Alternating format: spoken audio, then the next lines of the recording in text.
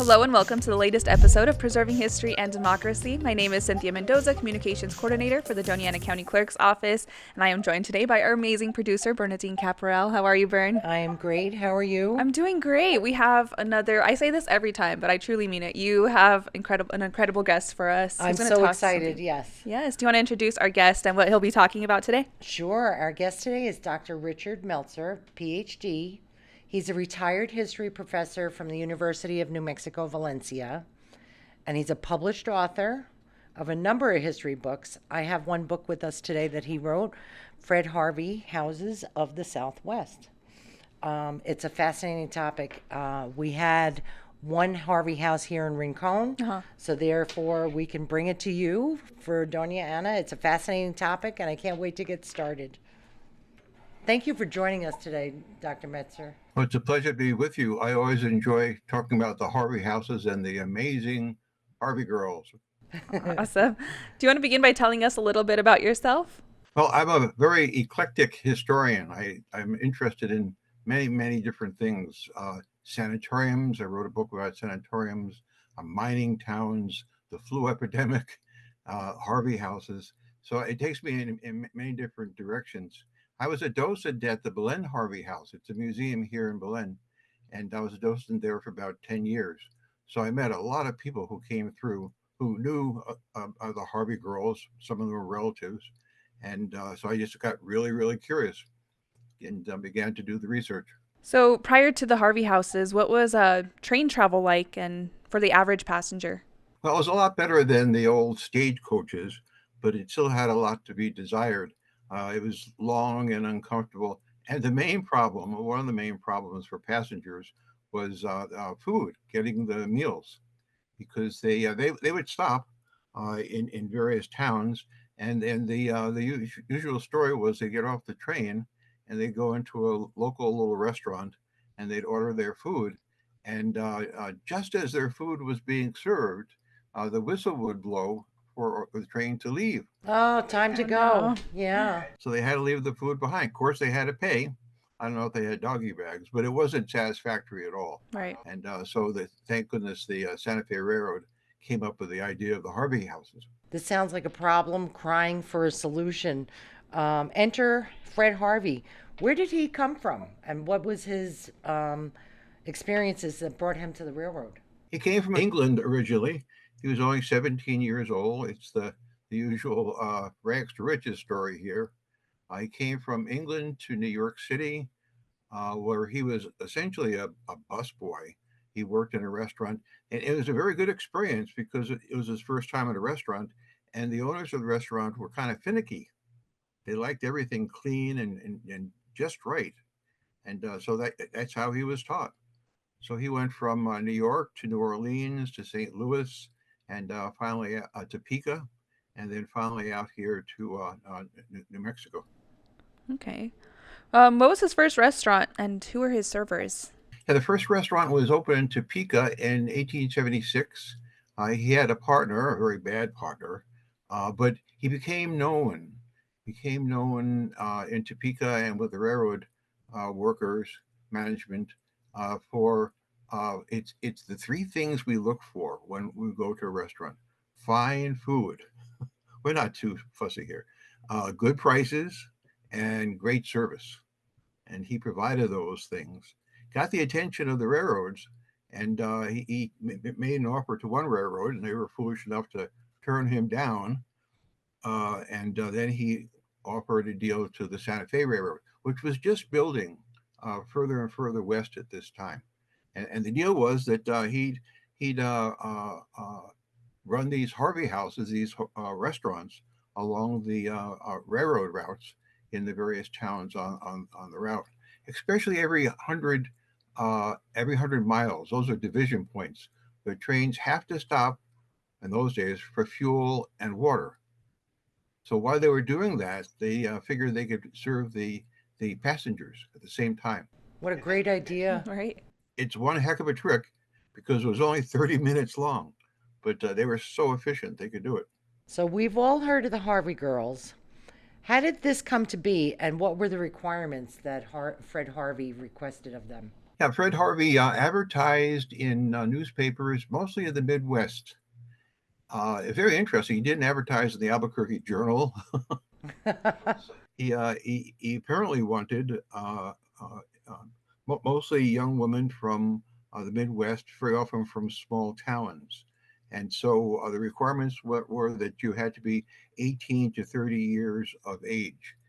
You had to be attractive and intelligent. Could you imagine having this ad in a newspaper today? I don't think they'd get away with that. And then you had to Yeah, I don't think promise so. not to marry for 6 months. So why would these young women want to become Harvey girls? Wow, that's a really good question. There's so many reasons. They wanted the opportunity. Very often they came from small towns, sometimes farms, and there weren't many opportunities for women in those places to have a career. Some of them wanted to save money for when they got married, maybe to open their own business. Some did, or go to school later, college or whatever school. Then the third one, of course, is the misses. They went to their degree in MRS. Many of them did marry railroad workers because the railroad workers were there all the time. Then a fourth one is that they wanted to see the world. This was adventure. This is going beyond the town limits in a lot of these Midwestern places. So this is a chance to see the world. And even if they didn't, even if they started at a small Harvey house like at Vaughan or Belen, they could get transferred after a while to bigger places like the Alvarado or the ultimate, the Grand Canyon. Very interesting. What the motivations for becoming the Harvey girl? Yeah, I mean that traveling alone seems like a pretty cool thing. So why not? Traveling alone in a chaperoned environment. Yeah. And they had a chaperone and they had curfews. And so these were highly respected young women in the towns they served in. Well, how did his business grow, and where did these restaurants pop up? What states and the railway lines did they end up following? So they followed along the railroads, mostly the Santa Fe Railroad, some exceptions in places like Texas. They went along 9 different states. The majority or the largest number, 16 in Texas. And we had 13 here at one time or another. Let's see if I can go through the states. Illinois, Kansas, Oklahoma, Louisiana, Texas, New Mexico, Colorado, Arizona, and California. Wow. So that's a lot of adventure to follow there. And if you didn't like one place, you could always go along the line, go someplace else. So he started out with restaurants primarily. I know that in our local Las Cruces Railroad Museum, he had a little luncheonette. So that's kind of cool that we have the luncheonette in our backyard here. And then, of course, the Harvey House in Rincon. But how did he expand beyond just the restaurant? He had so many restaurants. At the peak, they had 84. Wow. Wow. It was the restaurants, but then they branched out into hotels and resorts. So they became destinations in themselves. Then they also had destinations, especially at places like La Fonda, not along the railroad tracks. Grand Canyon, you had to have a spur to get up there, so that it became very classy resorts. And then you might have heard of an operation called the Southwest Indian Detours. No, never heard of that. They were an operation to attract people off the trains and have them travel through detours. In other words, beyond what they had originally planned in their trips. Little sightseeing on the way. Yes, exactly. And they were brilliant at this. They were brilliant at everything they did with the tourists. They would put attractive young women, not Harvey girls, but specially trained young women on the trains, and they'd wear Southwestern costumes, clothes, lots of turquoise. And of course, that would lead to conversations with the tourists, and the tourists would want to know more about the Southwest, and then they convince them to get off and take these trips. The trips varied from just a day to as long as you wanted. You could rent out one of these cars and women to be guides, and they went everywhere. But how clever, they usually wound up at the Harvey House overnight. Oh, how Okay. convenient. Yeah. So they go from Las Vegas to La Fonda to the Alvarado. It was good for business. It was great for business. I bet. I bet. Was that his brainstorm? No, it was Erna Ferguson. She was an author and entrepreneur up in Santa Fe for many years. And then Fred Harvey bought that operation out. Very clever. Cool. Yeah, very clever. What were some of the names of his restaurants and what did they look like? Who was the designer and what was the look that they were going for? Very romantic, exotic names: La Fonda, El Ortiz, Gran Crivira, La Posada, uh, Fray Marcos, El Tovar. The names goes on and on. And it was to make it sound interesting and exotic and almost foreign for these people to travel through. They wanted to stay at these places. Very very often they were designed in Southwestern architecture, and that varied, from California mission style to Adobe style here in New Mexico. The most famous of the architects that were involved with these projects was Mary Coulter. She was involved with 22 Harvey House projects, exterior and Wow. interior design. What was her flavor? What made her so special that Harvey picked her to design the houses? Well, just like Fred Harvey, she was meticulous in detail. At La Posada, for example, in Winslow, she made it. I would like this today. She made it so that when you went down the halls and you dragged your furniture, and it was soundproof floors. I don't know how you do that. Now we have to remember too, of course, that Fred Harvey died in 1901, and culture became active after the turn of the century. So they didn't meet, but it was the business culture, that corporation's culture, that was continued long after his death. In fact, the Harvey Girls were so afraid of him and his demand for cleanliness and everything else that they believed that he'd be on any train and he'd get upset and inspect everything and fire everybody Wow. long after he was dead. Wow. Yeah, it's a ghost of Fred Harvey, I guess. And now I understand there were some people that were very famous that traveled along this train and did these journeys. Who among them? Oh, so many. Mary Pickford, the most Oh. famous actress of the early 20th century, Douglas Fairbanks, then later John Wayne, Barry Goldwater, the senator from Arizona, Albert Einstein. I like that one. I saw the picture in the book. I loved that That's picture. pretty cool. Yeah. The Indian Yes. and Teddy Roosevelt. At La Posada, each of the rooms have a name of the person who supposedly stayed in that room. Very cool. My favorite story about these famous people staying at was Clark Gable. He stayed at La Posada, and he had a good meal, and he left a tip. I think it was a silver dollar or something, and they all went crazy in the Harvey House. Everyone wanted to touch the silver dollar tip that Clark Gable Right. had touched. Well, our favorite Harvey House is the small one that was here in Doniana in Rincon from your book Fred Harvey Houses of the Southwest. Can you tell us a little bit about it, including the story of the thief? Rincon, of course, means the corner in Spanish. So the main line of the Santa Fe Railroad gets to Rincon and then cuts across, just like it's cut off now, to Deming. Yes. And then another branch of it went south to El Paso.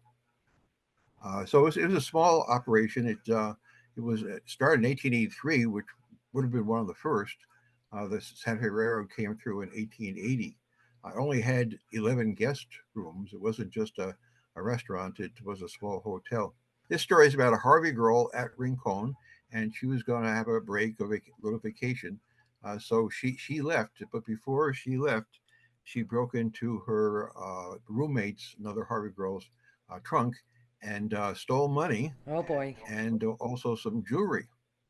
So she goes on to Deming, and she steals a brooch there. It's a crime spree, going from Yeah. place to place. They finally catch up with her in Silver City, and they arrest her there. I'm not sure what the punishment was.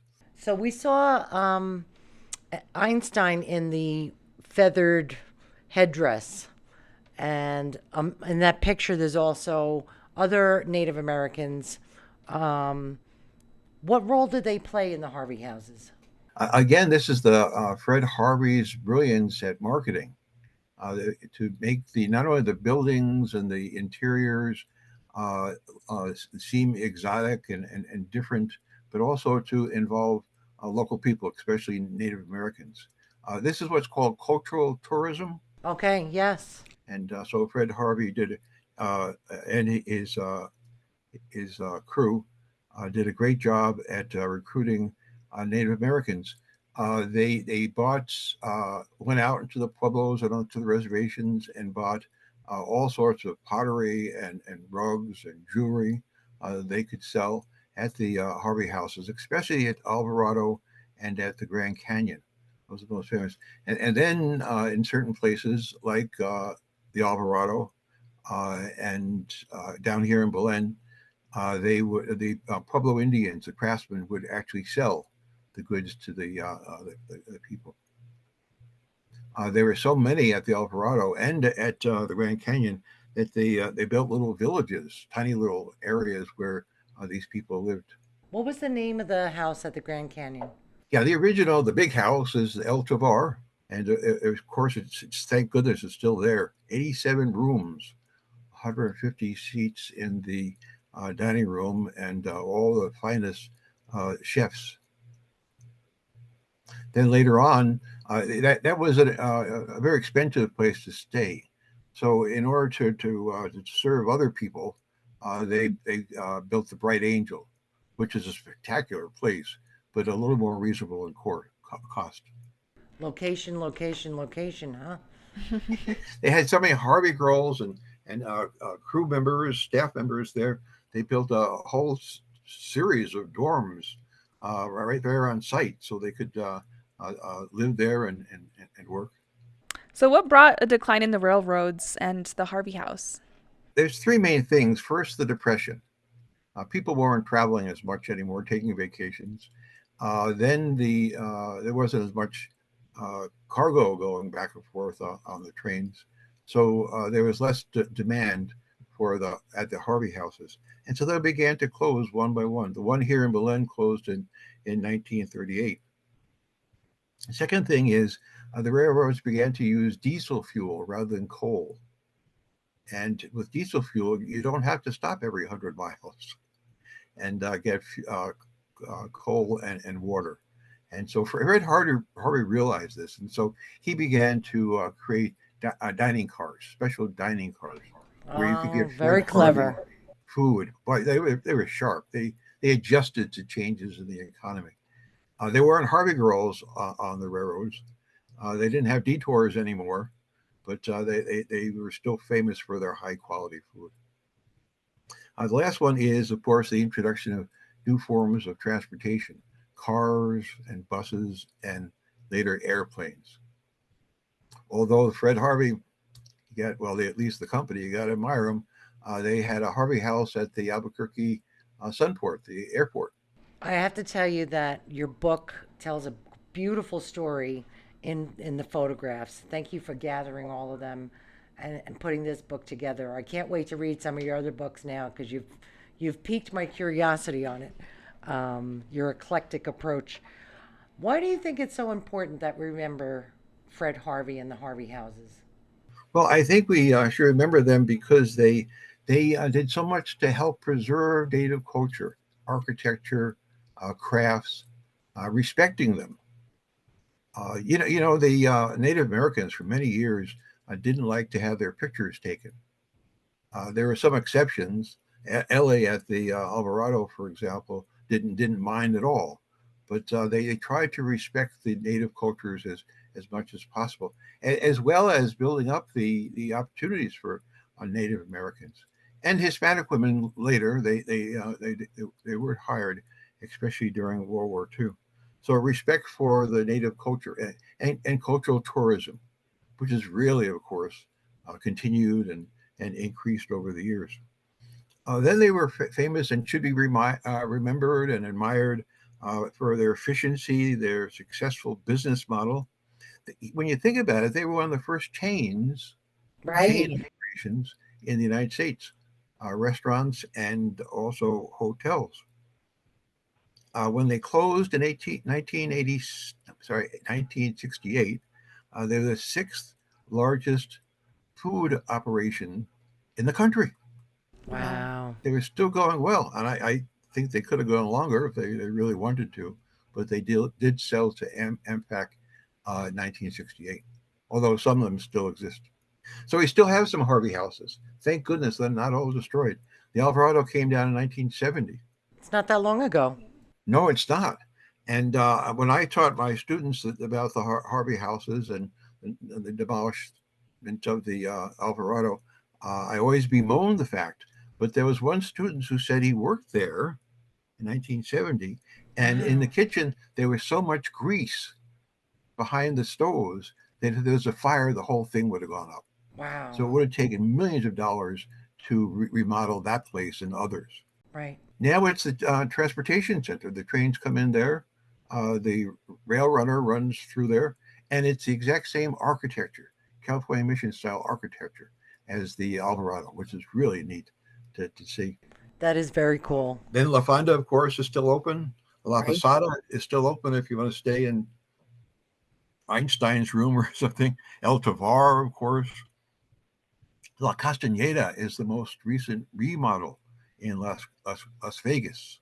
They did a tremendous job up in Las Vegas. And then, of course, the jewel of them all, in my humble estimate, in Berlin, where a museum, we're one of the only museums that were Harvey House. In fact, we have a little restaurant, nothing like the Harvey House restaurant, but it's called the Whistle Stop.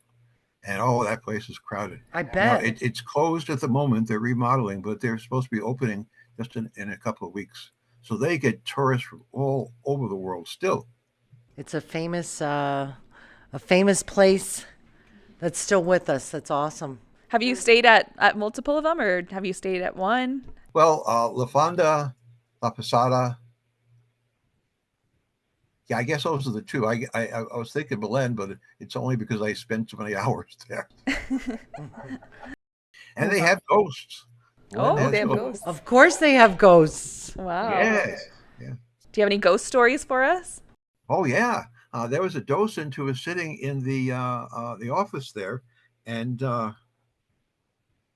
she dropped a piece of jewelry. And she looked all over the floor and she couldn't find it. And then she went outside to deal with some tourists, and she came back, and the piece of jewelry was right in the middle of the floor. But you couldn't find it. Wow. And they have Ghostbusters that come visit every once in a while. Really? Oh, cool. We're going to have to make a trip one of these days. I know. Road trip. We love the little haunted stories. Those are awesome. So we have something kind of creepy here that has to do with the Harvey houses. We have a Harvey lunchbook. There was a lunch book found in the pocket of someone who was killed on the train or by the train.